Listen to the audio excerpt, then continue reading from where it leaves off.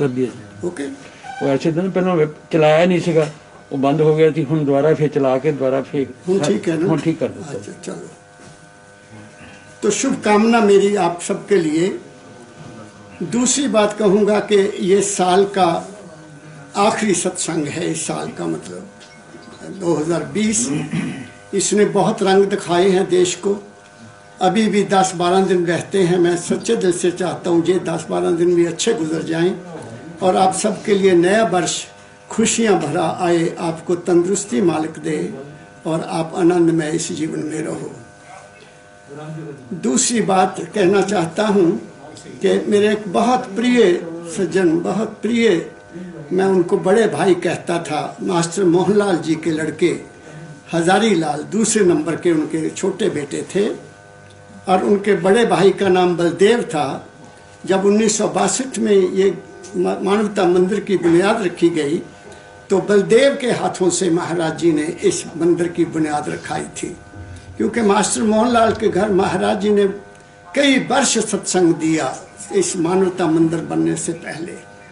तो हजारी लाल जी परसों चोला छोड़ गए और मुझे अभी प्रेसिडेंट शिव ब्रह्मशंकर जी बताकर गए हैं। उसकी आत्मा के लिए भी मैं इस दरबार से, जिससे उनको बहुत प्यार था, वो आया करते थे और मेरे साथ तो वो कनाडा में भी रहे और अब भी वो कहीं उधर आसाम की तरफ अपने छोटे लड़के के पास थे, या शायद बड़ा लड़का है, तो वहाँ से महीने में एक दफ़ा बात मेरे से कर लेते थे। अभी 15 दिन पहले मेरे से बात हुई, कहते छोटे भाई अब शरीर साथ नहीं दे रहा, अब जाना चाहता हूँ। तो वो परसों उन्होंने चोला छोड़ा। आप सबके समक्ष मैं उनकी आत्मा के लिए भी प्रार्थना करता हूँ कि वो सुखी रहें और अपने घर वापस जाएं। उन्होंने परमदयाल जी महाराज का बहुत सत्संग सुना, उनकी बहुत सेवा की। सच्चे दिल से चाहता हूँ उनको पूर्ण शांति प्राप्त हो। तीसरी बात जो कहना चाहता हूँ कि मेरे देश के जो अन्नदाता, जिनको मैं कहता हूँ अन्नदाता, जो भी इंसान रोटी खाता है, दाल खाता है, सब्जी खाता है, वो सब कहाँ से आता है? उनके खेतों से आता है। वो आज हमारे सारे देश के जितने किसान हैं, अपने सच्चे अधिकार के लिए, जो कि उनके ऊपर ज़बरदस्ती लागू किया जा रहा है, उसके विरोध में आज 20-22 दिन हो गए उनको बैठे हुए। मैं चाहता हूँ सतगुरु के दरबार से, इस परमपिता के दरबार से, जिसको मैं एक बहुत उच्च कोटि का स्थान समझता हूँ, उनके प्रति भी मैं शुभकामना रखता हूँ और उस माल के कुल के आगे प्रार्थना करता हूँ कि उनको सफलता मिले और इस देश में शांति रहे। वो अपनी जो कर्म करते हैं, जिसमें कोई हेरा फेरी नहीं है, कोई किसान ने क्या हेरा फेरी करनी, वो तो खेत बोता है, काटता है और हम लोगों को रोटी और सब्जी देता है। एक सच्चा कर्म करते हैं, वो सबसे उत्तम काम करते हैं। उनको मालिक कामयाबी दो और मेरी सरकार मान जाए उनकी बात को। एक मेरी ये तीसरी ख्वाहिश थी जो मैं आपसे शेयर करना चाहता था। अब ये महीना पोक है तो स्वामी जी की बाणी निकालो। पोक के महीने की पहले 4 बातें सुनाओ हमें। स्वामी जी महाराज की बाणी पोक का महीना निकाला। हाँ, पढ़ो, वो 5-7 लाइनें पढ़ो, फिर मैं कुछ कहना चाहूँगा। राधा स्वामी कुल मालिक, राधा स्वामी दयाल की दया, राधा स्वामी सहाय। सार वचन, पूष मास 7वां, वर्णन स्वरूप सूरत और शब्द का और उपदेश सतगुरु भक्ति और सत्संग का, जो कि मुख्य उपाय प्राप्ति मेहर और दया का है। फिर पढ़ो यही लाइनें। वर्णन स्वरूप सूरत और शब्द का और उपदेश सतगुरु भक्ति और नंबर 1 सुनो। ये महीना जो है, इसमें स्वामी जी महाराज 2 बातों का जिक्र कर रहे हैं कि ये संत मत की बात है। देखो, एक बात को मेरी ध्यान से सुनना। संत मत एक अलग चीज है, धर्म एक अलग चीज है। हमने धर्म और संत मत को मिला दिया, वो गलत है। एक सामाजिक जीवन है जो धर्म के अधीन चलता है, एक संत मत है जो मेरा अपना है, उसका दुनिया से कोई मतलब नहीं है। तो वो ये जो शब्द है ये संत मत का शब्द है, जो सतगुरु वो रास्ता बताता है कि हम कहाँ से आए, हमने कहाँ जाना है। ये आम दुनिया की बात नहीं है, लेकिन थोड़ी सी बात कहने के बाद जो तुम्हारे लेवल की बात है वो मैं कहूँगा, क्योंकि आप तो जैसे मेरे सदगुरु कहा करते थे, दुनियादार कहाँ अधिकारी हैं इन चीज़ों के। ये तो इसके लिए अधिकार प्राप्त करने के लिए बहुत तप की ज़रूरत है और उस मालिक की कृपा की ज़रूरत है, उसके बगैर इस लाइन में आदमी आ नहीं सकता। मैं सब कुछ बताऊंगा, अब पहले ये सुन लो कि वो गुरु सतगुरु जो है, गुरु कौन है? गुरु केवल तुम्हें जीवन जीने का रास्ता बताता है, और सतगुरु जो है वो तुम्हें वहां तक पहुंचाने की ढंग बताता है कि तुमने सतगुरु को कैसे प्राप्त करना है। सतगुरु तुम्हारे से अलग नहीं है, गुरु तुम्हारे से अलग है। गुरु की वाणी तुम्हारे साथ रहती है, गुरु साथ नहीं रहता, लेकिन सतगुरु हमेशा तुम्हारे साथ रहता है। कैसे रहता है मैं बताऊंगा, आगे चलिए। पूस महीना जाड़ा भारे, करम भरम जो फूस जलारी। अब सुनो, वो कहते हैं कि ये सर्दी का महीना है, बहुत ज्यादा है, और जहाँ क्या होता है कि हम आग जलाते हैं ना सभी लोग। शहरों में तो नहीं जलाते, हीटर रखे हुए हैं, एसी लगे हुए हैं, लेकिन हम गांव में रहते थे तो अग्नि जलाया करते थे। शाम को भी अग्नि जलती थी, सुबह भी अग्नि जलती थी, चूल्हे में अग्नि जलती थी। अब तो चूल्हे भी खत्म हो गए, सब कुछ खत्म हो गया। तो ये कोई 200 साल पहले की बात है, जब स्वामी जी ने जब वाणी लिखी है। 200 साल से भी ज़्यादा चले गए। वो कहते हैं इस महीने में, पो का महीना है और सर्दी लग रही है, और फिर उस सर्दी में हम लकड़ी जलाते हैं ना। तो जहाँ वो कहते हैं कि जब इंसान किसी सतपुरुष के श्री चरणों में बैठता है, उनकी बात को सुनता है, उसको अंदर उतारता है, और उसके बाद वो उसको अपने जीवन में उतार कर उसके मुताबिक जीवन गुजारता है, तो उसके जितने भी कर्म होते हैं, जितने भ्रम होते हैं, वो सब जल कर राख हो जाते हैं। ये कह रहे हो। फिर पढ़ो यही लाइन। पूस महीना जाड़ा भारे, करम भरम जो फूस जलारे। क्या हुआ? सतगुरु के पास आने से क्या हुआ? दुनिया भी जाती सतगुरु के पास, दुनिया मांगने के लिए जाती है। जो मांगने के लिए जाता है उसको ये चीज नहीं मिलेगी। सीधी बात आपको बता रहा हूं अमरीक सिंह, जो तुम मांगने जाते हो कि मुझे मेरे लड़का पैदा हो जाए, मेरे बच्चे की शादी हो जाए, मेरी प्रमोशन हो जाए, मेरे को नौकरी मिल जाए, जहाँ ये हो जाए, जब वो हो जाए, ये सत्संग उनके लिए नहीं है। ये सत्संग उनके लिए है जो केवल एक इच्छा लेकर आए हैं कि मैं इस कर्म भर्म की दुनिया से कैसे निकल जाऊं। ये है वो बात। ये जो स्वामी जी कह रहे हैं, वो कहते हैं जाड़ा बहुत है और सर्दी लग रही है, और गुरु के दरबार में सर्दी जब लगती है तो हम आग के पास बैठते हैं, और दुनिया के दुखों से, दुनिया के झमेलों से, दुनिया के भ्रमों से जब आदमी तंग आ जाता है तो वो गुरु की शरण में जाता है, और फिर वो उसके जितने भी कर्म भ्रम ज्ञान के साथ, ज्ञान रूपी शब्द के साथ वो सब भ्रम दूर कर देता है, खत्म कर देता है। आगे बढ़ो। जल जल ढेर हुआ जब भारे, प्रेम पवन से तुरंत उड़ारे। अब वो कहते हैं कि जब वो कर्म भ्रम सब जल गए तो राख अभी रह गई अंदर। ख्याल रहता है ना तुम्हें वो जो तुमने कर्म किए हुए हैं वो तुम्हें स्वप्न में भी आएंगे, वो स्वप्न में भी आते हैं। तो स्वामी जी कहते हैं फिर क्या होता है, उस अधिकारी के अंदर, उस प्रेमी के अंदर, उस गुरु भक्त के अंदर एक नई चीज पैदा होती है, वो होता है प्रेम।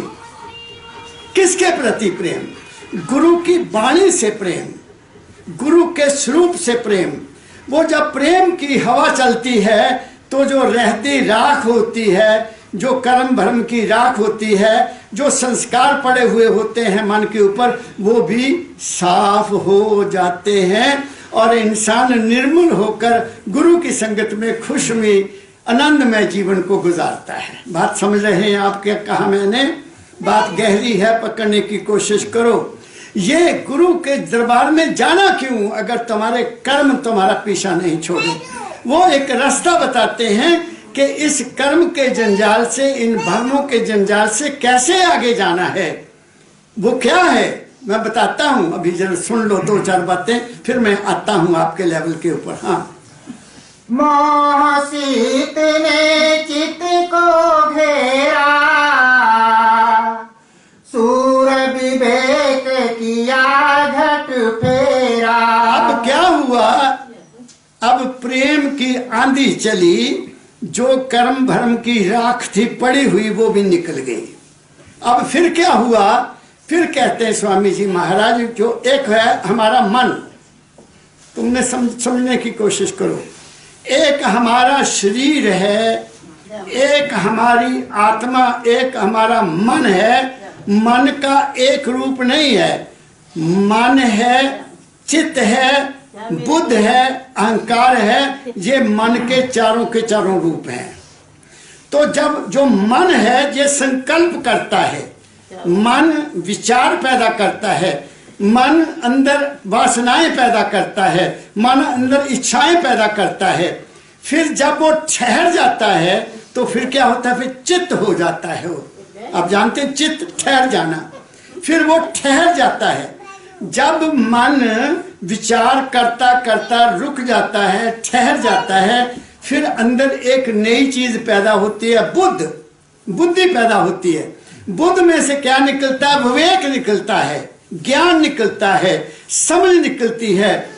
बात को समझने की हमें थोड़ी ताकत मिल जाती है। तो स्वामी जी कहते हैं कि सतगुरु गुरु के दरबार में जाने से ये 4 घटनाएं घट गईं।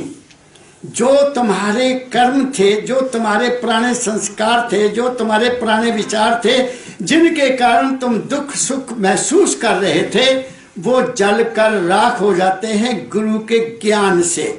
नंबर 2, जो राख रह जाती है, फिर तुम्हारे अंदर जब प्रेम पैदा हो जाता है तो प्रेम की आंधी आती है तो वो राख भी खत्म हो जाता है। आदमी सब कुछ भूल जाता है, प्रेम में सब कुछ भूल जाता है। और फिर क्या होता है? फिर हमारा अपना आपा चित्त में आ जाता है, हम चित्त ठहर जाते हैं।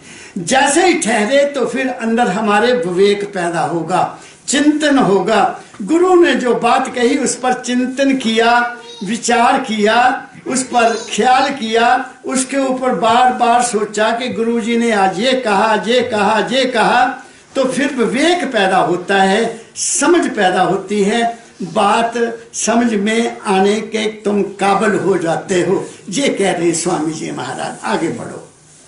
मोहसीत ने चित को घेरा, सूर विवेक किया घट फेरा, फेरा करत भक्ति गुरु जागे, सुरत भई अनहद अनुरागे। अब फिर क्या हुआ? फिर गुरु भक्ति अंदर पैदा हो गई। गुरु भक्ति क्या होती है? गुरु भक्ति ये नहीं कि पैसे चढ़ा दो, कपड़ा चढ़ा दो और फूल चढ़ा दो, मेरे सिर पर पगड़ी रख दी तो प्यार है बच्चे का। इतनी दूर से चल कर आया, जयपुर से चले सुबह कल और रात पहुंचे 10 बजे जहाँ। तो ये प्रेम है, ये एक कशिश है। कशिश है ना, कोई कशिश इनको खींचा लाई ना, वो जो कशिश होती है उसको कहते हैं गुरु भक्ति। एक बात। दूसरी गुरु भक्ति क्या होती है कि उसके अंदर एक जज्बा पैदा होता है, एक इच्छा पैदा होती है कि कब वो दिन आए, मैं जाऊं, मैं सत्संग में बैठूं, मैं वहां गुरु के वचन सुनूं, उन पर चिंतन करूं और मेरे जीवन में और परिवर्तन आ जाए। बात समझ गए? उसको कहते हैं गुरु भक्ति। और स्वामी जी महाराज ने इस गुरु भक्ति में लिखा है, दर्शन करे बचन पुन सुने, सुन सुन कर नित मन में गुने, गुन गुन कड ले तिस सार, कड सार तिस करे आहार, कर आहार पुष्ट हुआ भाई, जग भव भय सब गए गवाए। फिर क्या हो गया? गुरु के दर्शन किए, उनका सत्संग सुना, उनके वचनों को अपने अंदर ले लिया, फिर जब भी अकेले बैठे, सुबह बैठे, शाम बैठे, उन पर चिंतन किया, विचार करते करते उनको अपने अंदर हजम कर लिया, और हजम करने के बाद उन ख्यालों के ऊपर जीवन को गुजारना शुरू कर दिया। फिर सब कुछ आपको नया रूप मिल जाएगा, आपकी जिंदगी का एक नया रास्ता मिल जाएगा, तुम खुशी से अपनी जिंदगी को गुजारोगे। ये बातें मैंने आपको संत मत की बता दी हैं। अब दो बातें आपसे करता हूं। दो बातें क्या कहना चाहता हूं। एक है जीवन गुजारना, एक है जीवन से अलग होकर अपने आप को देखना। इन दोनों को समझने की कोशिश करना। मैं दोनों चीजें आपको बताने जा रहा हूं। जिंदगी क्या है? जिंदगी हमारा एक शरीर है, एक मन है, एक आत्मा है, एक तीनों के ऊपर चौथी चीज है जिसका दुनिया को पता नहीं है। दुनिया केवल शरीर, मन और आत्मा की बात करती है। संतों को देखो बोलते हुए, महापुरुषों को देखो बोलते हुए, आत्मा आत्मा की बात करते हैं। बस उससे आगे जाने की कहीं उनकी फुर्सत नहीं है, जब वो समझते नहीं है। अब ये तीनों चीजें, शरीर, मन, आत्मा क्या है, पहले मैं थोड़ा इनका बता देता हूं, ताकि तुम बात को, सीढ़ी चढ़ते हैं ना मकान के ऊपर, पहली सीढ़ी, दूसरी सीढ़ी, तभी ऊपर चढ़ेंगे ना। अगर पहली सीढ़ी का पता नहीं लगा तो ऊपर कैसे चढ़ोगे? शरीर हमारा 5 तत्व का बना है, और 5 तत्व कहां से बने हैं? प्रकृति से बने हैं। प्रकृति 5 तत्व की है। पृथ्वी है, जल है, सूरज देवता अग्नि है, वायु है, और हमारे सिर पर आकाश है। 5 ही चीजें हैं ना। इन 5 चीजों के ही मिलने से, इन 5 चीजों के ही मिलने से हमारा ये चोला बना है। इस शरीर में पृथ्वी अंश भी है, जल का अंश भी है, अग्नि का अंश भी है, वायु का अंश भी है, और आकाश का अंश भी है। इन 5 तत्वों का अपना अपना गुण है, अपना अपना गुण है। पृथ्वी का अपना गुण है, और जल का अपना गुण है, अग्नि का अपना गुण है, वायु का अपना गुण है, और आकाश का अपना गुण है। और वो 5 गुण हमारे इस जीवन को बनाते हैं। बात समझ रहे हो? अब ये शरीर किसके सहारे जीता है? ये शरीर ऐसे थोड़ी है। तो छोटा सा बच्चा था, फिर बड़ा हुआ, फिर बड़ा हुआ, फिर बड़ा हुआ, फिर और बड़ा हो गया। बात समझ रहे हो? ये शरीर का सहारा कौन है? शरीर का आधार क्या है? शरीर का आधार इस 5 तत्व से जो चीज पैदा हुई है, उसके खाने और उसके पीने से ये शरीर हमारा चल सकता है। भोजन पृथ्वी से पैदा होता है, पानी भी पानी वहीं से आता है, अग्नि ऊपर से सूरज देवता हमें रोशनी दे रहा है। ये 5 हमारे अंदर हैं, और 5 ही इन 5 तत्वों से इस शरीर को कायम दायम रखने के लिए हमारा सहारा बने हुए हैं। इनके बगैर हम जी नहीं सकते। हवा बंद हो जाए, छुट्टी हो जाएगी। सूरज नहीं चढ़े तो अंधेरा ही अंधेरा होगा, कुछ भी नजर नहीं आएगा। मेरी बात समझ रहे हो ना? इन 5 के बगैर हमारा जीवन नीरस है। दूसरे शब्दों में कहूंगा, अंधेरे में है। तो शरीर को चाहिए, खाने को रोटी चाहिए, और पीने के लिए पानी चाहिए, और पहनने के लिए कपड़ा चाहिए। मेरी बात समझ रहे हो? और सिर ढकने के लिए भी टोपी चाहिए, जा पगड़ी चाहिए। मैं तो एसडी कॉलेज में पढ़ा हूँ। एसडी कॉलेज में नंगे सिर नहीं जाते थे हम, आपको सबको बता दें। ये 55-56 की बात कर रहा हूँ, 1955-56 की बात कर रहा हूँ। एसडी कॉलेज में हम नंगे सर नहीं जाते थे, पगड़ी बन कर जाते थे, चाहे कोई सरदार होता था चाहे कोई मुन्ना होता था। सनातन धर्म की ये नियम थी। गुरुद्वारा साहब में, गुरुद्वारा में भी हम जाते हैं तो नियम है कि भाई सिर को ढक कर जाना है। बात मेरी समझ गए। लेकिन मॉडर्न एज आ रही है, वेस्टर्न असर हो रहा है, हम परवाह नहीं करते, हैट पहन लेते हैं, टोपी पहन लेते हैं, कुछ ना कुछ करते हैं। तो शरीर का सहारा क्या है? दाल रोटी पानी। इससे ज्यादा कुछ लेते हो आप तो आप कुदरत का नियम का खंडन कर रहे हो और बीमारी को बुला रहे हो। क्यों बीमारियां बढ़ी इतनी ज्यादा? कहाँ थी बीमारियां? आज से 40 साल पहले मैं देखता हूं, गुड़ खाते थे, वो नमक बड़ा होता था, उसको लस्सी में घोलकर लस्सी पीते थे। अब तो रेडीमेड चीज है। मसाले, क्या मसाले तुम्हें खाते हो, क्या पता उसमें क्या है। कल मुझे बताया, खबर आ रही थी कि यूपी में एक मसाला बनाने वाली फैक्ट्री पकड़ी, उसमें गधे की लिद मलाई जा रही थी। पकड़ लगाए, वो पकड़ लिए। क्या क्या क्या जरूरत है उसको मसाले की खाने की? मसाला हमारे घर में है, नमक है, हरी मिर्च है, लाल मिर्च है, काली मिर्च है, जीरा है, सौंठ है और अजवाइन है। इससे बड़ा मसाला और कोई हो सकता ही नहीं है। क्या कहा मैंने? जिंदगी जीने का भी बता रहा हूं ना। इनका इस्तेमाल करो, बाकी छोड़ो, तो शरीर ठीक रहेगा। नंबर 2, अब आएगा मन। मन महाचंचल है। चाहे कोई संत है, चाहे कोई गृहस्थी है, चाहे कोई योगी है, चाहे कोई परम संत है। मेरी तो बाबा जी से खुली बात होती थी। वो कहते थे, बच्चा तू तो जवान है, तेरा मन तो छलांगे मारेगा ही, मैं बूढ़ा हूं, मेरा भी मन मुझे तंग करता है। इतने संत कहाँ मिलेंगे जो ये बात कहते हैं? कोई नहीं कहता ये बात। उन्होंने ये बात बताई। सबका मन चंचल है। अब ये चंचलता कैसे खत्म होगी? क्यों, कैसे खत्म होगी? संत मत में तो चंचलता को खत्म करने के लिए नाम दान दिया जाता है कि ये नाम का सिमरन कर पाई, मन तेरा ठहर जाएगा। लोग सिमरन करते हैं, पता नहीं मन ठहरता कि नहीं, मुझे तो लगता नहीं, क्योंकि 27 साल 30 साल के लोग मुझे मिलते हैं, बाबा जी मन बहुत चंचल है, नाम लिया हुआ है मन फिर भी चंचल है। क्या फायदा उस नाम लेने का? कोई फायदा नहीं। संत नाम दान देते हैं कि बेटा ये नाम जपना है, कर स्नान सिमर प्रभ अपना, तन मन रहे अरोगा। तेरा शरीर भी तन ठीक रहेगा, तेरा मन भी तंदुरुस्त रहेगा। पर सवेरे उठ के स्नान कर ला। लिखा है, गुरबाणी में लिखा है, कर स्नान सिमर प्रभ अपना। वो प्रभ कौन? जो गुरु ने तुम्हें बताया। तो तेरा प्रभु अपना है, क्योंकि तेरा पता नहीं कितने प्रभु है मेरे देश में, तो पता ही नहीं कितने प्रभु है जिनको लोग पूजते हैं। तो वो संत मत की बात है कि सिमर प्रभ अपना, तन मन रहे अरोगा। कोई एक नाम तुम्हें सतगुरु बताएगा, चाहे वो 5 नाम हैं, वो भी गुरु ने दिए हैं।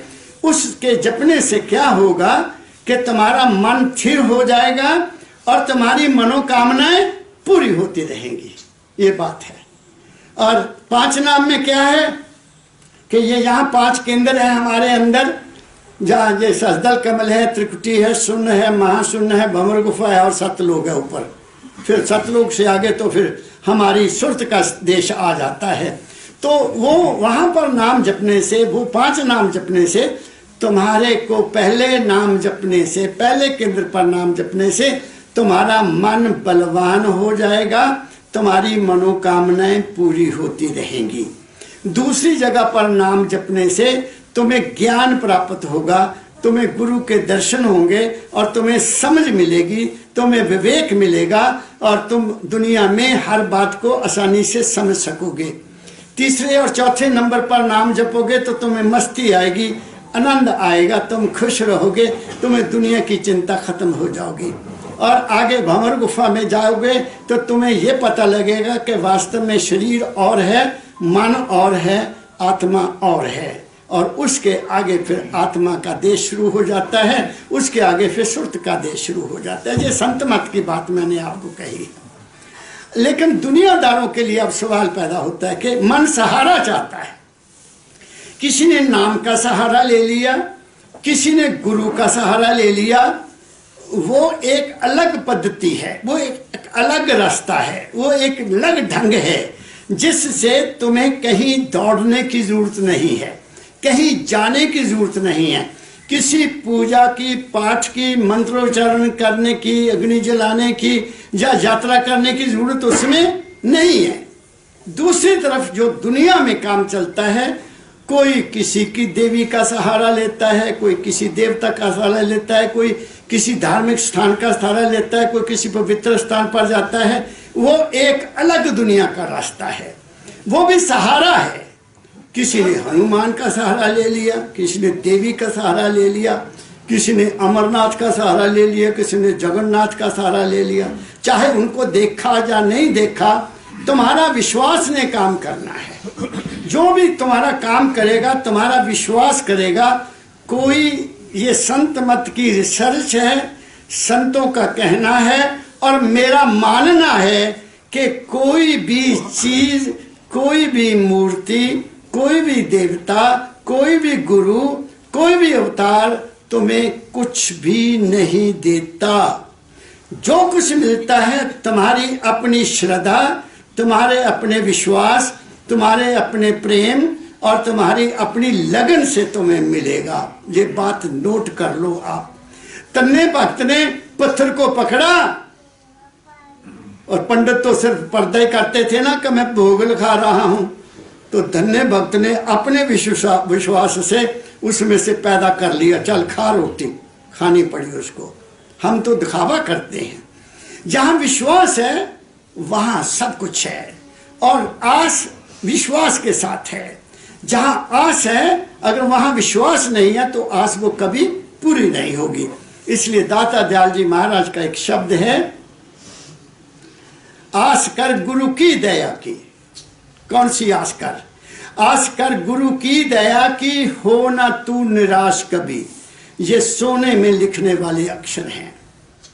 तू गुरु की दया पर विश्वास कर ले, उस मालिक की दया पर विश्वास कर ले। क्या विश्वास कर ले? कि जो कुछ भी वो करेगा मेरे भले के लिए होगा। बस ये एक नुक्ता मैं आपको बता रहा हूं। जो कुछ भी तुम्हारी जिंदगी में घटना घटेगी, ये मेरा अपना तजुर्बा है, मैं बता रहा हूं, मैं पढ़ी पढ़ाई बात नहीं कर रहा। जो कुछ भी तुम्हें अगर विश्वास हो गया कि सतगुरु जो कुछ भी मेरे लिए करेंगे, मैं उनकी शरण में हूँ, मैं उनके हर वक्त उनकी ही दया में रहता हूँ, तो फिर कभी तुम्हारा बुरा होगा नहीं। ये विश्वास कर लो। क्या आस उसकी रखो। आस कर गुरु की दया की, हो ना फिर निराश कभी। जो हुआ निराश समझ ले, तू ना गुरु का दास कभी। अगर गुरु से नाम प्राप्त कर लिया, गुरु की संगत भी कर ली, और फिर भी छोटी छोटी बातों पर निराश हो जाते हो, उदास हो जाते हो, दुखी हो जाते हो, दौड़ते हो कहीं पंडित के पास, कहीं किसी के पास, कभी किसी के पास, तो तुम्हें अभी गुरु मत की शिक्षा नहीं मिली है। तुम्हें गुरु पर अभी पूर्ण विश्वास नहीं आया है। पूर्ण विश्वास, विश्वासम फलदायकम, ये शास्त्र कहते हैं। विश्वास ही फल देने वाला है। तो जहां भी तुम्हारा विश्वास है, जहां भी तुम जिसकी को भी मानते हो, जिस देवी को मानते हैं, जिस देवता को मानते हैं, वो तुम्हारे मन ने बनाया है। तो जो मन से चीज बनी है, जो मन ने बनाई है, वो सदा रहने वाली नहीं है, और मन की आवाज वहां तक जा नहीं सकती। क्या कह रहा हूं मैं, मेरी बात को पकड़ो। मन की आवाज इस ब्रह्मांड में रह जाएगी। मन की सीमा है, जैसे शरीर है, मेरे शरीर की सीमा है। कितना ऊंचा? 5 फुट 2 इंच 4 इंच है, और तो नहीं ज्यादा लंबा चौड़ा। लेटूंगा तो कितना होगा? 3.5 हाथ तेरी सियां, 3.5 हाथ लंबा है इंसान। और ऊंचा कितना है, जो मैंने आपको बता दिया। हमारे शरीर की सीमा है, और हमारे मन की भी सीमा है। मन की दौड़ कहां तक है? मन की दौड़ वहां तक है जो तुमने देखा है वहां तक, जो तुमने देखा नहीं तुम्हें उसके बारे में कोई भी ज्ञान हो नहीं सकता। जो तुम्हारी आंखों ने देखा, मन की दौड़ वहां तक है। जो तुम्हारे कानों ने सुना, मन की दौड़ वहां तक है। जो तुम्हारी रसना ने खाया, रस लिया, स्वाद लिया कि जलेबी कैसी होती है, पकौड़े का रस कैसा होता है और गुलाब जामुन का रस कैसा हो, आप मेरी बात को समझ रहे हो ना? तो तुम्हारा मन की उस रचना तक, वहां तक ही तुम्हें पता है कि इस चीज का रस ये है, और तो कुछ पता नहीं। और तीसरा, आपको स्पर्श से ज्ञान मिलता है, ये गर्म है या ठंडा है, ये भी आपको मन को ही वहां तक सीमा है, उससे आगे कुछ भी नहीं। तो ये सीमा है इसकी। तो जो तुम मन से चीज मांगोगे, इसकी सीमा जहां तक है वहां जाके ये खत्म हो जाएगा। तीसरी बात, एक हमारी आत्मा है, आत्मा की आवाज बहुत ऊंची है। परमदयाल जी महाराज ने फरमाया कि जितनी धरती है, ये मैं जो कुछ कह रहा हूं ये उनकी कृपा से कह रहा हूं, उनकी दया से कह रहा हूं, उनके श्री चरणों में बैठकर जो मुझे मिला वो मैं बांट रहा हूं, मेरा अपना कुछ नहीं है। इसलिए ध्यान से बात सुनो, मैं सतगुरु की बात कर रहा हूं। तो उन्होंने फरमाया कि जितनी जमीन है, जितनी चौड़ी जमीन, सारी दुनिया जितनी जमीन है, इससे 3 गुना पानी है। जितना पानी है उससे 3 गुना अग्नि है। जितनी अग्नि है इस ब्रह्मांड में, उससे 3 गुना ज्यादा वायु हवा है, और जितनी हवा है उससे 3 गुना आकाश है। अब ये है ब्रह्मांड, कितना बड़ा ब्रह्मांड है। इसकी साइंस भी खोज नहीं कर पा रही, कोशिश कर रहे हैं वो, कोई मंगल तक पहुंचा, कोई चांद तक पहुंचा, आगे जा ही नहीं सकते, जल जाएंगे, खत्म हो जाएंगे सारे रॉकेट वगैरह। तो ऐसे ही हमारे शरीर को भी जानना एक ज्ञान है, हमारे शरीर की स्टडी करना भी एक साइंस है। एक साइंस है एनाटॉमी जिसको कहते हैं शरीर की, एक है मन की स्टडी, साइकोलॉजिस्ट जिसको स्टडी करते हैं कि इस आदमी का ब्रेन में क्या ख्याल आ रहे हैं, क्यों आ रहे हैं, पगला हो गया जो उल्टी सीधी बातें करते, उसको साइकेट्रिस्ट के पास लेकर जाते हैं। फिर दिमाग का डॉक्टर और है, दिमाग में क्या काबी आ गई, हार्ट का डॉक्टर और है, और वेन्स का डॉक्टर और है, हमारे बाहर के स्किन का डॉक्टर है ना, अलग अलग। हमारे शरीर की स्टडी करने के लिए कितने डॉक्टर हैं तुम सोच लो। एक डॉक्टर नहीं कुछ भी इंतजार कर सकता। वो वैद्य थे जो खत्म हो गए, जो नब्ज देखकर भी सारे शरीर की बात बता देते थे, पित्त ज्यादा है या वायु ज्यादा है, या क्या नाम है उसको, क्या पित्त वायु और हवा वगैरह कितनी है, आप समझिए काफ वगैरह कितनी है। अब वो जमाना नहीं है।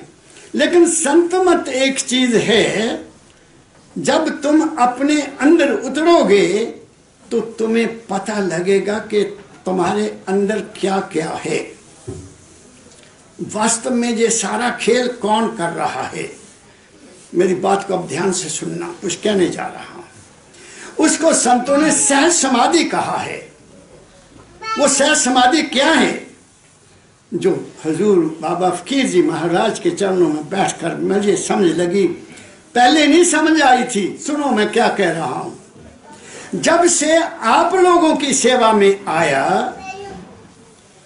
आप लोगों की संगत मिली, तो जो कसर रहती थी वो पूरी हो गई।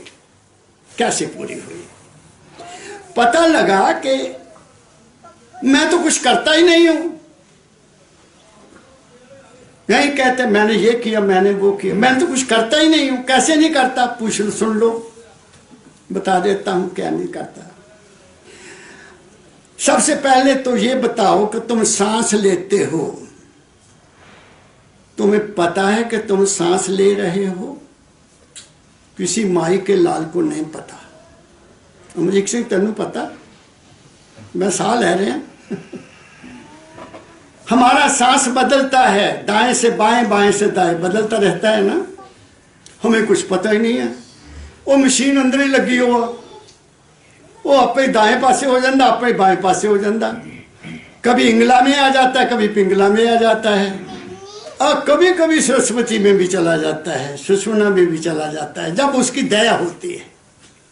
एक बात। दूसरी बात, हम खाना खाते हैं, किसी को कोई पता नहीं है कि ये खाना कहाँ कैसे पचता है, और कुदरत ने क्या खेल खेला कि मल बाहर निकालने के लिए और रास्ता रख दिया और पानी निकालने के लिए रास्ता और रख दिया। कितनी बड़ी खेल खेला उसने। क्या तुम कर सकते हो ये बात? और दूध पियो तो वो भी पानी बनकर निकलता है। दूध रख लिया अंदर, पानी बाहर निकाल दिया। लस्सी पी ली, लस्सी का दही अंदर पचा लिया, पानी बाहर निकाल दिया। कोई माई का लाल कर सकता है? तुम्हारा दिल धड़क रहा है, तुम्हें कुछ पता नहीं। तुम डींग मारते हो, मैं ये हूं, मैं वो हूं, मैं वो हूं।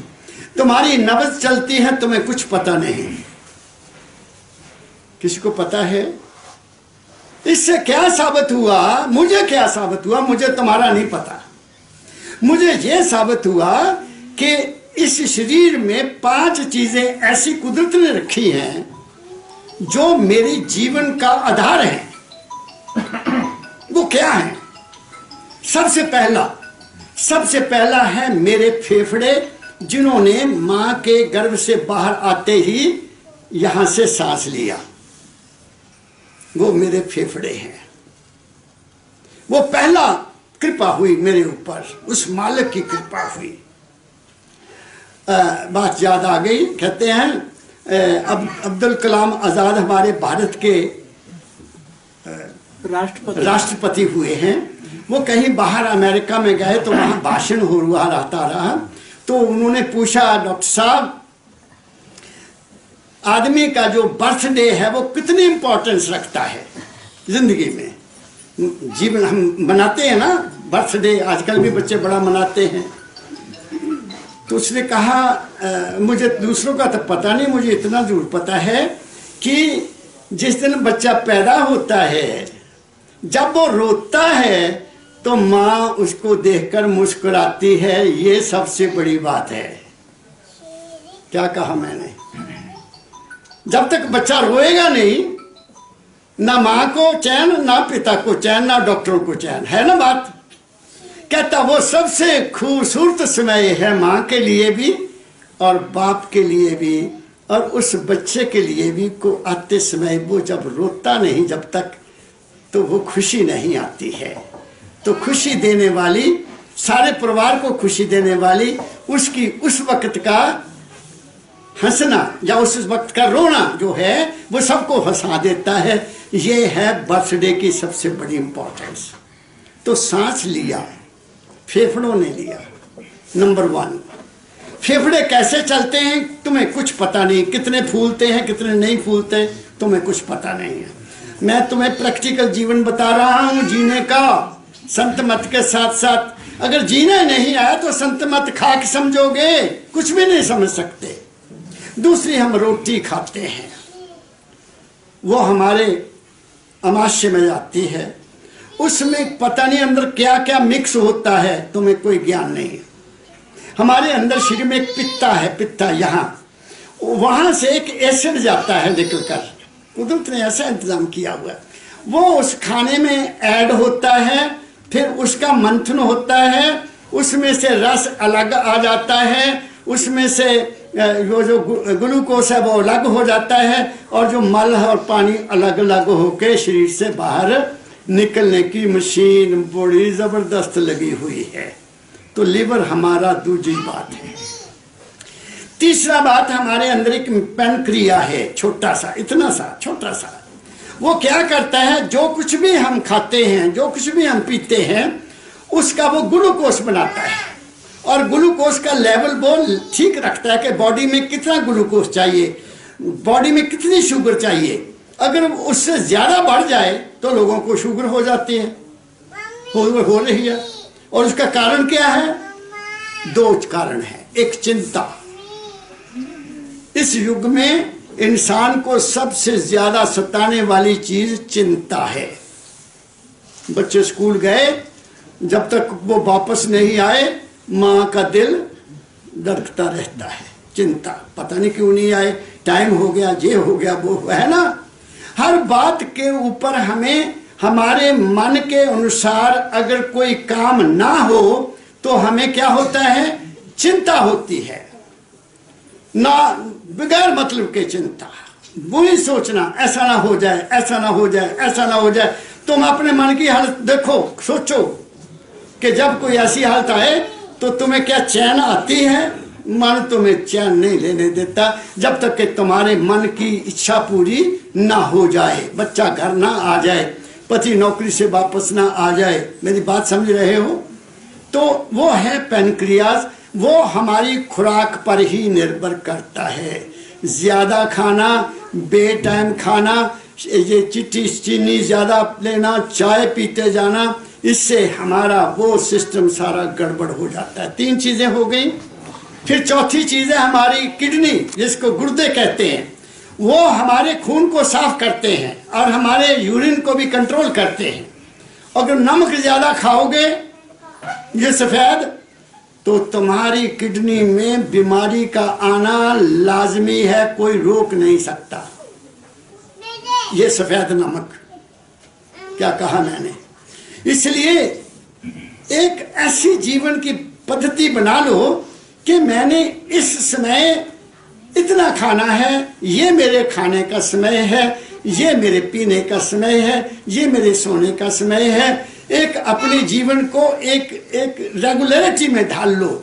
अगर आपका जीवन रेगुलर नहीं है, जहां मिला जो मिला खा लिया, जहां मिला वहीं बैठ गए, वो नहीं काम चलेगा। फिर तुम संत मत के जा किसी चीज के भी अधिकारी नहीं हो सकते।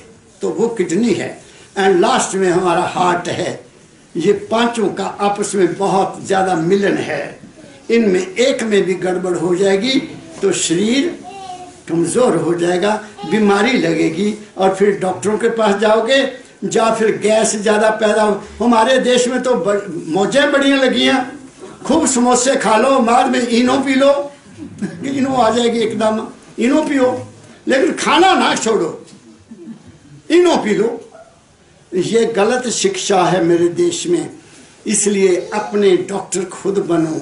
एक बात मैंने कह दी। तो ये मैं आपको कह रहा था शरीर के बारे। शरीर ठीक नहीं तो नाम क्या जपोगे? अगर से ठीक नहीं है, नाम नहीं जपा जाएगा। इसलिए पहले शरीर को देखना है। ये है तुम्हारा घर, ये है तुम्हारा महल, ये है तुम्हारा रहने का असली घर। वो घर तो मिट्टी का है, सब कुछ है, कुछ नहीं है, उसका कोई मतलब नहीं है। इसको ठीक रखना है पहले, और इसके रहने वाले को फिर देखना है वो कौन है, कहाँ से आया है। हमने तो इसमें सब कुछ डालते जाते हैं, इसका ख्याल ही नहीं करते। जैसे घर में, मकान में तुम कोई चीज ज्यादा आ जाए तो उसको बाहर नहीं फेंक देते हो कि क्या रखा हुआ अंदर गंदा हो गया, कमरा गंदा हो गया, ये गंदा हो गया, लेकिन हम अपना तो ख्याल ही नहीं करते।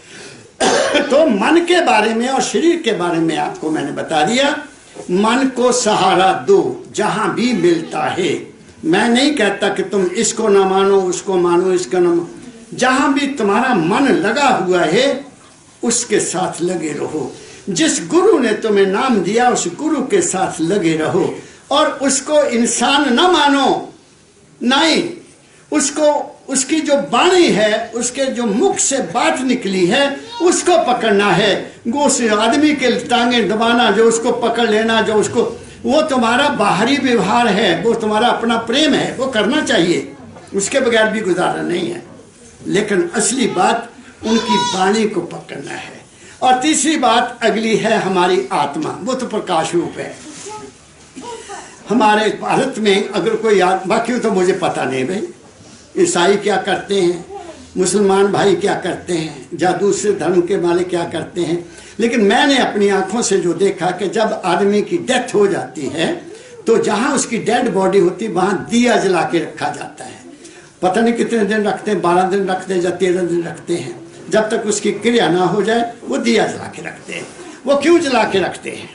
इसलिए कि उस आत्मा को जो निकल कर शरीर से गई है, उसको जब वो आए, क्योंकि उसकी अटैचमेंट आपके साथ है, घर वालों के साथ भी है, बच्चों के साथ भी है, बिल्डिंग के साथ भी जो जो चीज उसने बनाई उसकी अटैचमेंट है। तो जब वो आत्मा है तो वो दिया जला के रखा जाता है कि तू अब शरीर नहीं है, तू लाइट है, ये देख ले। मैं अपना तजुर्बा आपको बताता हूं कि मैंने तो देख लिया वो क्या है। 1973 की बात है, मैं गुरु महाराज के साथ जुड़ा, मेरे तो सारे अनुभव करवा दिए उन्होंने। तो मैं सोया हूँ, मेरी वाइफ उधर सोई है, बच्चा 3 या 4 महीने का वो दरमियान में सोया हुआ था। तो रात के 1 या 2 बजे मेरे कमरे में उस वक्त कोई ये घड़ी नहीं लगी हुई थी, लेकिन मेरा अनुमान है क्योंकि मेरी नींद पूरी हो चुकी थी और मेरे कमरे में लाइट हुई, बहुत बड़ी लाइट हुई। और लाइट जब हुई तो मैं क्या बोलो, लाइट कहाँ गई? मेरे शरीर से एक चीज निकली, वो यहाँ आ गई, मेरे शरीर से कोई 3-3.5 फुट ऊंचे आ गई, ऐसे ऐसे। और वो लाइट में से उस लाइट में से मैं देख रहा हूं कि मेरी वाइफ वो पड़ी है, वो बच्चा पड़ा है और मेरा शरीर वो पड़ा है। ये 3 चीजें मेरी उस लाइट में जो चीज थी उसने वो देखी। वो कोई मेरा तजुर्बा अनुभव था, अनुभव होना था। मेरे सतगुरु ने ऐसा अनुभव कराया कि तू शरीर नहीं है, तू क्या है? तू प्रकाश है। और दूसरा अनुभव क्या करवाया कि वो जो प्रकाश है वो प्रकाश नहीं है, उस प्रकाश में तू है। तू उस प्रकाश में रहता हुआ उन तीनों को, उन चीजों को देख रहा है। क्या कहा मैंने? मेरी बात को पकड़ा हिसार वालों, तुम दूर से चलकर आए हो। वो उस वक्त मुझे अनुभव हो गया कि ओहो मेरे बाबा जी की खेल खेल लिया, मौजा लगा दी। I am not the body, मैं शरीर तो हुई नहीं। ये तो उसका एक गिफ्ट है मुझे, ये तो उसकी एक महल बना के मुझे दिया। क्यों दिया? कि 2 काम करने हैं। जो तूने किसी का देना वो दे, खुशी से दे। जो किसी से लेना वो ले। मेरी बात को पकड़ो, मैं क्या कह रहा हूं। ये जीवन है। हमारा जीवन क्यों होता है? हम क्यों पैदा होते हैं? हमारे कर्मों के अनुसार हमें इस संसार में आना पड़ता है।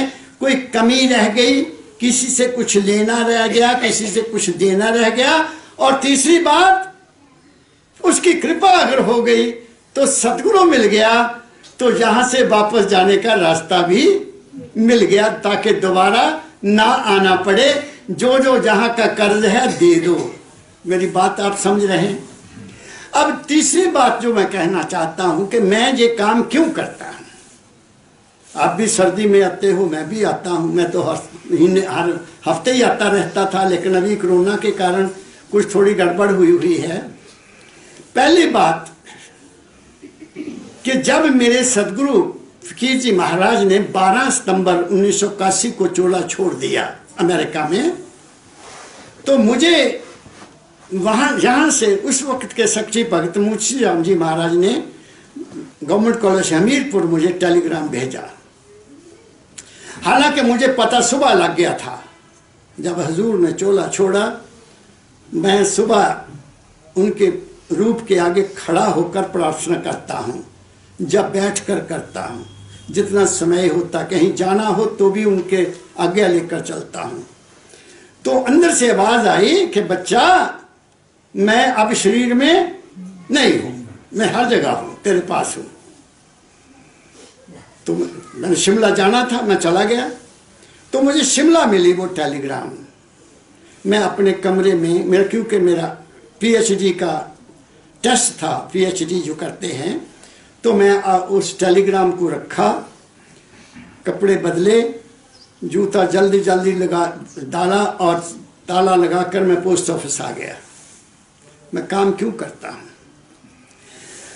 आके पोस्ट ऑफिस महाराज जी के नाम पर टेलीग्राम लिखी कि आज मैं ये कसम खाता हूं, ये मैं निर्णय लेता हूं, जहाँ कुछ और लिखा था, आई सबमिट की, मैं रिक्वेस्ट करता हूं, जहाँ कुछ ऐसे शब्द थे मेरे कि रिटायरमेंट के बाद मैं जो कुछ भी आपके पास से प्राप्त किया तुम्हारी शिक्षा दुनिया में फैलाऊंगा। ये मेरा प्रॉमिस है। और इस प्रॉमिस के कारण ही मुझे वीज़ा मिला, मैं अमेरिका गया, कनाडा गया। अभी भी एक आदमी ने 70,000 रुपया भेजा हुआ है कि जैसे हालात ठीक होते हैं आपने जरूर आना, मैं जाऊंगा। एक तो ये। दूसरा मेरे ऊपर सतगुरु का ऋण है। चाहे सामाजिक ऋण मैंने पूरे कर दिए, गुरु का ऋण है कि गुरु की शिक्षा को मैंने ताज जिंदगी फैलाना है जब तक शरीर काम कर रहा है। तीसरा फायदा, तीसरी इच्छा, कृतघ्न नहीं होना।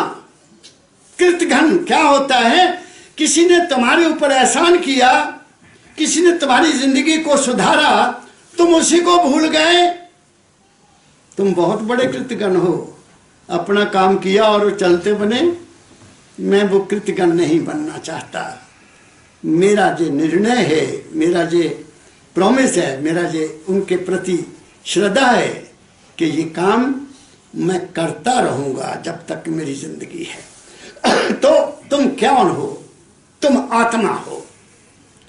लेकिन तुम आत्मा अकेले में कुछ नहीं कर सकती। तुम्हारी आत्मा क्या है?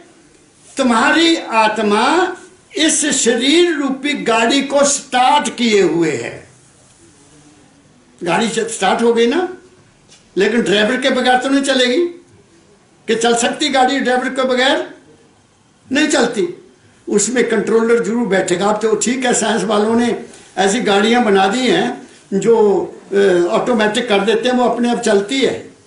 लेकिन संतों की गाड़ी भी अपने आप चलती है। वो स्टेज बहुत ऊंची है, वो भी मैं बता देता हूं। तो शरीर को चलाने वाली, शरीर अगर होश में है, मैं होश में इस वक्त बोल रहा। होश मीन शारीरिक होश और मानसिक होश और आत्मिक होश, तीन होशें मेरे साथ काम कर रही इस वक्त। और वो जो असली होश है वो नहीं बोल रहा हूं, लेकिन वो ताकत उसकी है, उस होश की, उस सुरत की। अगर आदमी बेहोश हो जाए तो उसका शरीर तो गर्म है, उसकी नब्ज भी चलती है, उसका हार्ट भी थप थप कर रहा है, लेकिन वो बोल नहीं सकता, वो सुन नहीं सकता, वो हिल नहीं सकता। वो कौन है? वो वास्तव में तुम हो। उसको संतों ने सुरत कहा है और उसके लिए सुरत शब्द योग कहा। सुरत शब्द योग। उसको सुरत को मिलने के लिए, उस सुरत को मिलने के लिए जो गुरु के मुखारबिंद से तुम्हें शब्द मिल जाए, तुम्हें डायरेक्शन मिल जाए, तुम्हें रास्ता मिल जाए, तो फिर तुम यहां से चलते चलते चलते अपनी मंजिल तक पहुंच सकते हो। वो है संत मत। दो बातें मैंने आपको बता दी। दुनिया में शारीरिक रूप से जीने की, मन के स्थान पर कैसे जीना है, आत्मिक स्थान क्या है, वो प्रकाश है। प्रकाश में चल जाओगे तो तुम्हें ज्ञान हो जाएगा।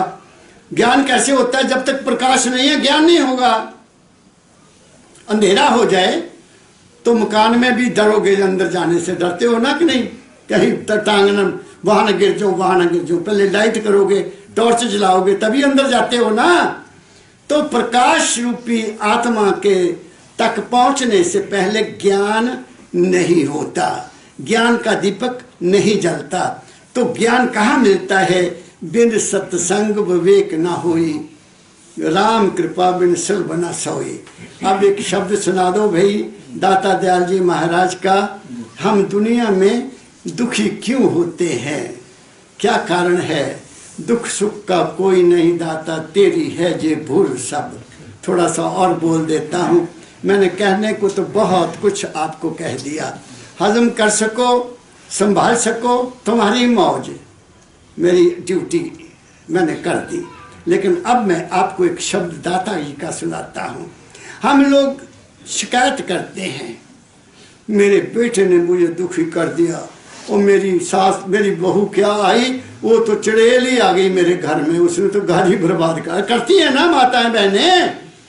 बहू नहीं अच्छी लगती बहू को सास अच्छी नहीं लगती, या बेटे को ससुराल अच्छे नहीं लगते। ये सब क्या है? कुछ भी नहीं है। तुम्हारा मन जो कुछ है तुम्हारा मन है। तुम्हारा मन शीशा है। अगर शीशा साफ है तो तुम्हें दुनिया में कोई बुरा नजर नहीं आएगा। अगर तुम्हारा शीशा ही साफ नहीं है तो तुम्हें सारी दुनिया बुरी नजर आएगी, धुंधली नजर आएगी। इसलिए मन का हुजरा साफ कर। स्वामी ये कहा है तुलसी साहब जी महाराज, जो दाता दयाल जी महाराज के शिष्य थे। दिल का हुजरा साफ कर जाना के आने के लिए, ध्यान गैरों का हटा उसको बिठाने के लिए। दुनिया के बारे में क्या सोचोगे? दुनिया के बारे में सिर्फ यही कहा करो, ऐ मालिक सुबह सबका भला करना, नानक तेरे पाने सर्वत का भला। गुरु नानक साहब जी की वाणी है। और शास्त्र क्या कहते हैं? सर्वे विभंतु सुखना सर्वे संतु निरामया। वो सभी संतों के बारे में वो भी यही कहते हैं कि सब सुखी रहें। भाई शब्द मिला निकालो। तो इसलिए दुनिया में कोई बुरा नहीं है। बुरा जो देखन मैं चला के बुलाना को है। अपना ही मन सबसे बुरा होता है। तो दाता दयाल जी महाराज, सुनो, दाता दयाल जी महाराज को परम दयाल जी महाराज ने कोई घरेलू प्रॉब्लम आई, आती है, सबके घरों में आती है, मेरे घर में भी आती रही है। आप मेरी बात समझिएगा। लेकिन अब तो मुझे नजर ही नहीं आती कोई गलती है कि नहीं है। मैं सोचता ही नहीं हूँ। मैं काहे को लिए सोचूं? क्यों भाई, अपनी ड्यूटी कर दी, बच्चों को पढ़ा दिया, अपना अपना काम करते हैं, आनंद ले। मैंने क्या लेना? वो बाबा जी महीने के बाद गफ्फा दे देते हैं, जेब भर जाती, मैं आनंद में रहता हूँ। क्या कहा मैंने? मुझे क्या जरूरत पड़ी चिंता करने की? चिंता करनी है तो अपने आप की करो, विचार करना है तो अपने आप का करो। घरों को संवारने वाली मेरी माताएं हैं, घर को स्वर्ग बनाने वाली माताएं बहनें हैं। भगवान ने नहीं करना कि मूर्ति रख देती तो दूसरे झाड़ू दे दिया और धूप कर दिया कि अब घर बड़ा सुंदर हो गया। नहीं, मन को साफ करना है। मन ठीक है तो घर ठीक है, मन ठीक नहीं तो घर ठीक नहीं है। सीधी बात है। मैं क्या कह रहा हूँ? हाँ, पढ़ो। तो उन्होंने चिट्ठी लिखी। तो दाता दयाल जी महाराज हमें समझा रहे हैं कि कोई भी सुख दुख का दाता नहीं है। तुम्हें सुख देने वाला कोई नहीं है, ना तुम्हें कोई दुख देने वाला है। तुम खुद ही सुख लेने वाले हो और तुम खुद ही दुख पैदा करने वाले हो। कैसे? पढ़ो। कोई दुख सुख का नहीं दाता, कोई दुख सुख का नहीं दाता, तेरी है ये भूल सब।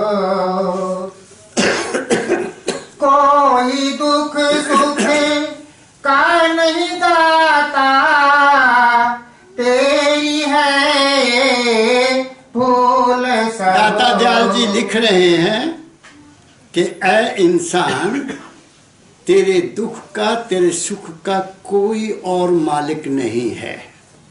अगर तू ये समझता है कि मेरे घर में बहू आ गई तो मेरा घर बर्बाद हो गया, या मेरे घर में मेरा बेटा ऐसा पैदा हो गया जो दुख देता है, या मेरे घर में कोई ऐसी बात हो गई उसका किसी दूसरे को तुम जिम्मेदार ठहराते हो, तो दाता दयाल जी कहते हैं नहीं, ये तेरी भूल है।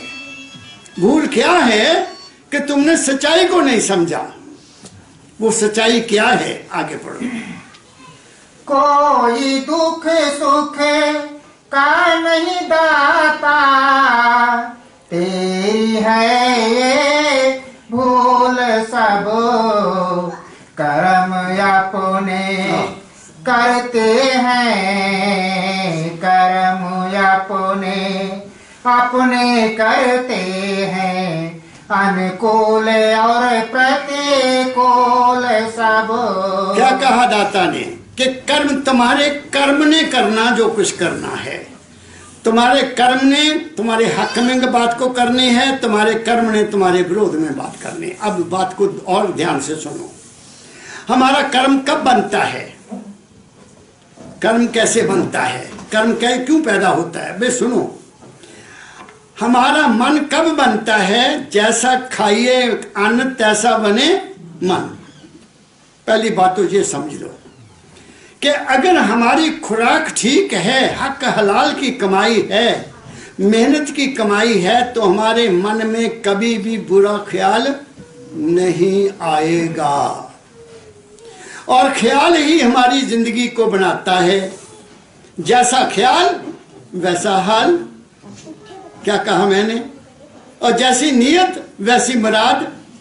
तो तुम्हारी नीयत भी तुम्हारे मन पर आधारित है। तुमने गलत चीज खाई तो नीयत अंदर बिगड़ेगी और तुम स्वार्थी हो जाओगे।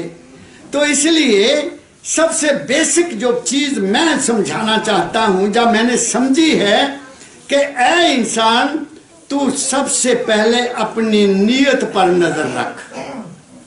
अगर तेरी नीयत ठीक है, तू सबका भला चाहता है, तू बुरा चाहता ही नहीं, तेरे लिए कोई बेगाना है ही नहीं, तो तेरे को किसी में बुराई नजर आएगी नहीं। अगर सास ने बहू को समझ लिया कि ये मेरी बेटी जैसी है, तो जिंदगी बदल गई। अगर सास ने समझा कि जो उनकी लड़की पता नहीं चुड़ैल है क्या है, तो जिंदगी खराब हो गई। और ऐसे ही बहू ने अगर सास को बुरा समझ लिया तो गड़बड़ हो गई। मेरी बात को पकड़ो, मैं क्या कह रहा, मैं बेस बता रहा हूं तुम्हें। तुम्हारे ख्याल में सब कुछ है, तुम्हारी नीयत में सब कुछ है। नीयत से ख्याल बनता है। नीयत मीन स्वार्थ। जहां तुम्हारा स्वार्थ होगा कि मेरा हो जाए, तो तुम गड़बड़ करोगे। तुम उसको प्राप्त करने के लिए झूठ भी बोलोगे। झूठ कौन बोलता है? जो स्वार्थी होता है, दूसरा नहीं। जो अपनी ताकत बनाना चाहता है वो झूठ बोलता है। क्या कहा मैंने? वो था ना एक, कोई मुझे नाम भूल गया उसका, जिसको भगवान कृष्ण ने कहा था कि तू 100 अपराध कर सकता है, लेकिन जब 100 से ज्यादा आगे चले जाएगा तो फिर मैं एक्शन लूंगा, है ना? कोई कौन था, परीक्षित का क्या नाम था उसका?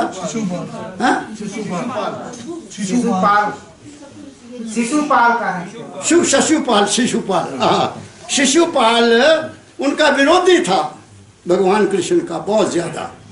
तो वह हर बात के ऊपर भगवान कृष्ण को बुरा कहता था, गाली गलौज करता था।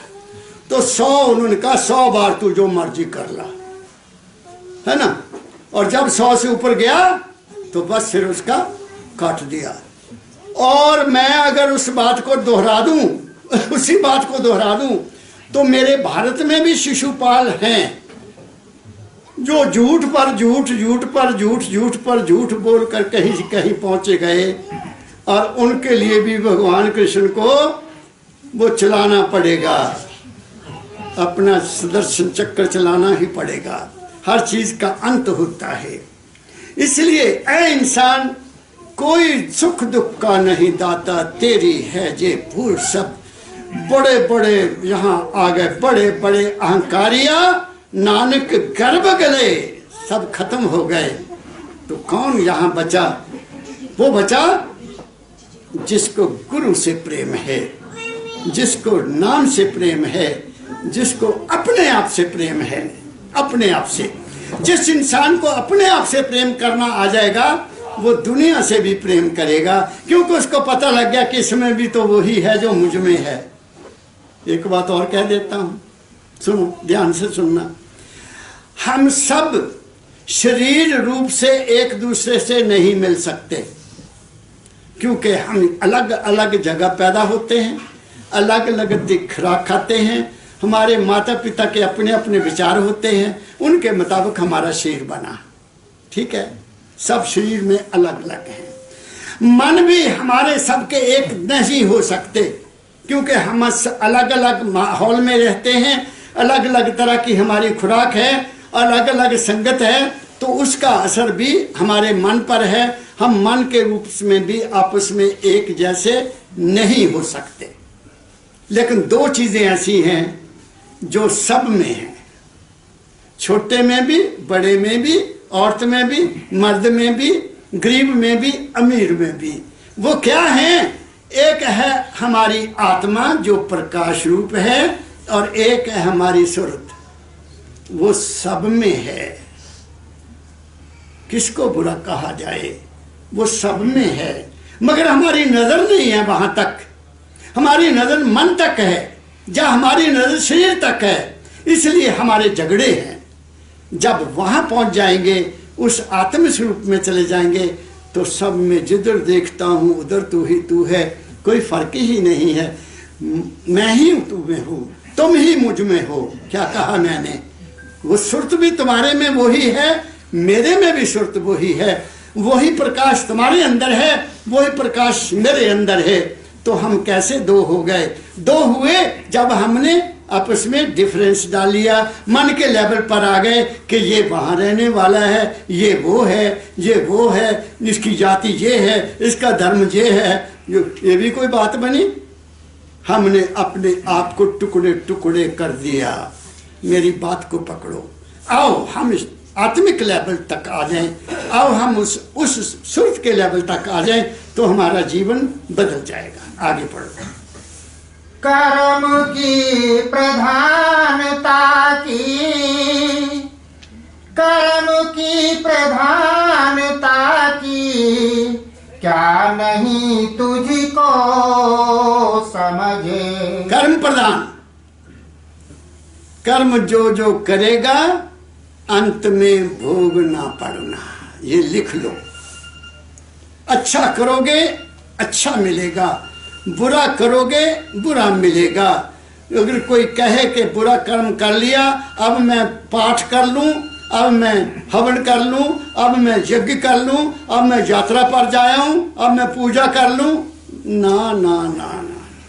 पूजा का फल अलग मिलेगा और बुरे कर्म का फल अलग मिलेगा। इसलिए ही श्री गुरु नानक देव जी महाराज ने जपजी साहब के आखिर में बहुत अंतिम फैसला दिया, जो सब पर लागू होता है। और उन्होंने वहां क्या कहा मुझे याद नहीं, कभी नहीं भूलता मुझे। दिवस रात पवन गुरु पानी पिता माता तरत महत, ये उन्होंने फैसला कर दिया। माता अगर कोई है तो धरती माता है, और गुरु पवन है। पवन हमारा सांस, सांस लेने वाला कौन है? तुम हो। शरीर नहीं सांस ले रहा, तुम हो। तुम हो तो सांस आ रहा है, ये चला गया तो गए, छुट्टी, राम राम। पवन गुरु पानी पिता, पानी में हम पैदा हुए हैं। माता तरत महत, दिवस रात दोई दाई दाया खेले सगल जगत, उसकी दया खेल रही है। और फिर क्या कहा? चंगियाइयां, बात को ध्यान से सुनो, चंगियाइयां बुरियाइयां बाचे धर्म हदूर। चंगी गल भी देख रहा ते बुरी गल भी देख रहा, करनी अपो अपनी के नेड़े के दूर। तुहाडी करनी दूर नहीं है, लग गई है। जो करोगे भोगना पड़ेगा। करने अपो अपनी के नेड़े के दूर। फिर क्या कहा उन्होंने? जिन्नी नाम ते आया, जिन्होंने उसके साथ लगा ली, जिन्नी नाम ते आया गए मुशक्कत काल। मुशक्कत में मेहनत की थी उन्होंने, तड़के उठे, नहाए, फिर बैठ गए। फिर दिन को भी जब वो याद आ गए तो उसी में मस्त हो गए। जिन्नी नाम ते आया गए मुशक्कत काल, नानक ते मुख उज्जले कितनी छुट्टी नाल। और फिर कईयों नाल भी ले जाते हैं। क्या कहा मैंने? तो कर्म प्रधान है, विश्व कर रखा।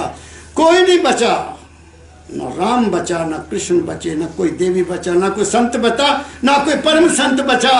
और क्या कहूं मैं तो यहां संतों के भी हालत देखे। क्या कहूं, किसके बारे में कहूं मैं डर गया हूं। मुझे अपना आपा प्यारा हो गया। मुझे किसी चीज से कोई ना लेना ना देना, अपने आप से प्यार हो गया। अपने आप से प्यार हो गया तो बुरा कर्म करोगे नहीं। क्या कहा मैंने? मन से प्यार करोगे तो फिर करोगे। आ जाओ ऊपर, आ जाओ, थोड़ा सा आगे पढ़ो। कर्म की प्रधानता की, क्या नहीं तुझको समझे। कर्म से आनंद है, कर्म से आनंद है, और कर्म ही है भू फूल शूल सब, कर्म ही दुख देता है और कर्म ही सुख देता है। तुम किसी नीचे आदमी गिर जाए उसको उठा दो, बूढ़े आदमी को, तुम्हारा मन बड़ा खुश होगा। तुम किसी भूखे को रोटी दे दो, तुम्हारे अंदर से तुम्हें बड़ा सुख मिलेगा। तुम किसी गरीब आदमी का सर्दी में कपड़े दे दो उसको, तुम्हें अपने आप को बड़ी करके देखो, शांति मिलेगी कि आई डन समथिंग, किसी की मदद। इसलिए मेरे दाता ने कहा हो सके भूखे को रोटी दो। और गुरु महाराज ने तो बात ही ऐसी चला दी कि पहले लंगर में बैठो, संगत में बैठो, पहले लंगर में बैठो फिर संगत में आओ। कितनी ऊंची बात कही हुई उन्होंने, पंगत और फिर संगत। और कितना, अब देखो 50,000 लोग से भी ऊपर लोग रोटी खा रहे हैं, सवेरे शाम दोपहर चाय कॉफी सबको मिल रही है। कहाँ से? देने वाला दे रहा है और सेवा करने वाले सेवा लगे हुए हैं। मैं देखा है, मुझे दिखाया बच्चों ने कि ये देखो कैसे काम हो रहा है। बात समझ गए ना? तुम सेवा करोगे, तुम्हें सेवा करने के लिए ताकत मिलती जाएगी। तुम सेवा नहीं करोगे, एक बात और कहूं, बहुत जगह से मुझे टेलीफोन आते हैं और वो बहुत सी बेटियां तो रोती भी हैं, बहुत रोती हैं। बच्चा नहीं हमारे का, बच्चे क्यों नहीं होते? जिनके घर में बच्चा क्यों नहीं होता, कारण मैं बता देता हूं। उन्होंने पिछले जन्म में अपने माँ बाप की सेवा नहीं की होती। जिन्होंने माँ बाप को ठुकराया होता है, उनकी अगली जन्म में दोनों मियाँ बीवी को जन्म मिलता है और वो बच्चों के लिए तरसते तरसते इस दुनिया से चले जाते हैं। इसलिए अगर बच्चों में खेलना चाहते हो, दूध में नहाना चाहते हो और पूतों में खेलना चाहते हो, तो बुजुर्गों को भगवान का रूप समझकर उनके घर में सेवा करो। उनके प्रति कभी नफरत ना लाओ। वो तुम्हारे भगवान हैं, वो ही भगवान हैं जिन्होंने तुम्हें जन्म दिया, और कोई भगवान नहीं है। क्या कहा मैंने? वो मंदिर वाले ने तुम्हें नहीं दिया वो उन्होंने दिया आपको। इसलिए कर्म की प्रधानता को समझो। कर्म से ही दुख है और कर्म से ही सुख है। तो जहां से सुख मिलता है कर्म वो करो, जहां से दुख मिलता है कर्म जरूरी करना है। जिस बोलने से, मीठा बोलने से तुम्हें आगे से भी मीठा आदमी बोलने वाला मिलता है तो मीठा बोल लो। कड़वा क्यों बोलना है? कड़वा वचन कलेजा बेंधे, और मीठा वचन क्या कहता है? मीठी बाणी बोलो मुख से, मन रहे निर्मल शुद्ध शरीर। कितनी बड़ी बात कह दी दाता दयाल जी महाराज ने। चलो आगे पढ़ो। यह जगत है बाटिका, यह जगत है बाटिका, करते हैं प्राणी आके काम। ये बाटिका है, संसार क्या है? बगीचा है। तुम यहाँ क्या बोते हो? अपने कर्म, और उसी का फल तुम्हें मिलता है। कर्म ख्याल से बोया जाता है, और तुम जैसा ख्याल करोगे वैसा ही आपका पौधा पैदा हो जाएगा और तुम उसके अधीन होते हो। इसलिए अपनी वाटिका को अच्छा बनाओ, अच्छे ख्याल, अच्छा बोलना, अच्छा खाना। आप मेरी बात समझ गए? मैं एक दफ़ा मैं सफ़र कर रहा था, हंसी की बात भी सुना देता हूँ। तो कंडक्टर मेरे पास बैठ गया, कहता बाबू जी कितने जाना? मैं क्या, मैं पास। कहता साडा तो काम, कोई धर्म की गल चल पई। कहता बाबू जी असी की करिए, साडा तो मंदा खाना ते मंदा बोलना कह अच्छी बात कही उसने। कहता ना हमारा खाना अच्छा ना हमारा बोलना अच्छा। बाबू जी तुसी तो बहुत उच्ची गल की है, कोई बहुत बड़ी प्यारी। मैं कह तुसी सरदार जी बहुत प्यारी गल कही है, तुसी सच्ची गल कही है। मंदा खाना तो मंदा बोलना, मंदा खाओगे तो मंदा सोचोगे क्या कहा मैंने? आगे चलो। यह जगत है बाटिका, करते हैं प्राणी आके काम। कर्म के अनुसार इनके, कर्म के अनुसार इनके, कांटे हैं और फूल सब। कांटा बोओगे कांटा मिल जाना, फूल बोलोगे फूल मिल जाएगा, आम का पौधा बोलोगे तो आम खाने को मिलेंगे, अगर किक्कर का बोलोगे तो कांटे लगेंगे। सीधी बात है, बड़ी क्लियर बात है। आगे चलो। जो ठगेगा वह ठगा जाएगा, नहीं संदेह आप। जो ठगेगा वह ठगा जाएगा, नहीं संदेह आप। प्रेमी जन ही पाते हैं, प्रेमी जन ही पाते हैं, और प्रेम के बहुमूल्य सब। बस तुम कहते हो मैंने उसको ठगा, मैंने ये चोरी की, झूठ बोलते हो। तुमने अपनी चोरी आपकी है, तुमने किसी को ठगा नहीं है, तुम खुद ठगे जाओगे। ये तो लेना देना है, इस साथ से दे दो, इस साथ से ले लो। जब इस बात की समझ आ जाए तुम बहुत निर्मल हो जाओगे, तुम बहुत सुखी हो जाओगे, तुम बहुत आनंदमय हो जाओगे। संत मत जीने का राज सिखाता है और इस जीवन से अपने घर वापस जाने का भी रास्ता बताता है। मैं दोनों चीज़ें आज आपकी झोली में डालने की कोशिश की हैं। ले लो तुम्हारा भला, नहीं लो तुम्हारी मौज, मेरा क्या जोर है। हमारा तो फर्ज है ड्यूटी को निभाना, अपने गुरु के शिक्षा का डंका बजाना कि ऐ इंसान तू और कुछ ना बन, तू इंसान बन, इंसान बन, इंसान बन। बस जिस दिन तुम्हें इंसानियत आ जाएगी तो रूहानियत तुम्हारे पीछे दौड़ी आएगी। इंसानियत तो कहीं है ही नहीं, कोई कुछ बना हुआ है, कोई कुछ बना हुआ है, कोई कुछ बना हुआ है। हम वास्तव में हैं क्या? कुछ भी नहीं। दाता दयाल जी महाराज ने लिखा, कहते वो गए महाराज जी के पास, सराय सालग्राम साहब के पास, कहते महाराज जिंदगी क्या है? कहते शिवदयाल मेरी तरफ देखना शुरू कर दिया। उन्होंने मुंह खोला और बंद कर लिया। कहते ये जिंदगी है। दाता दयाल जी समझ गए कि मुझे पता लग गया व्हाट इज लाइफ। सांस है तो जिंदगी है, सांस नहीं है तो जिंदगी नहीं है। किस बात का दावा करें हम? कोई दावा करने की बात नहीं है। नथ खसम हथ, मेरे सतगुरु बाबा फकीर जी महाराज बहुत बार कहा करते थे, जा तेरी मौज दाता तेरी मौज, जा फिर नथ खसम हथ। जो कुछ करवाना उसने सबसे करवाना है। बुरा करने वाला भी मजबूर है बुराई करने के लिए, और अच्छा करने वाला अच्छाई करने के लिए मजबूर है। ये कुदरत ने क्या खेल बनाया कुछ समझ नहीं पाती, ये वो ही जाने करता पुरुष क्या खेल है। जे किसी को समझाओ वो नहीं समझेगा, जब समझेगा तो उसकी मौत से समझेगा। किसी के बस में कुछ नहीं। आगे पढ़ो, खत्म कर दो।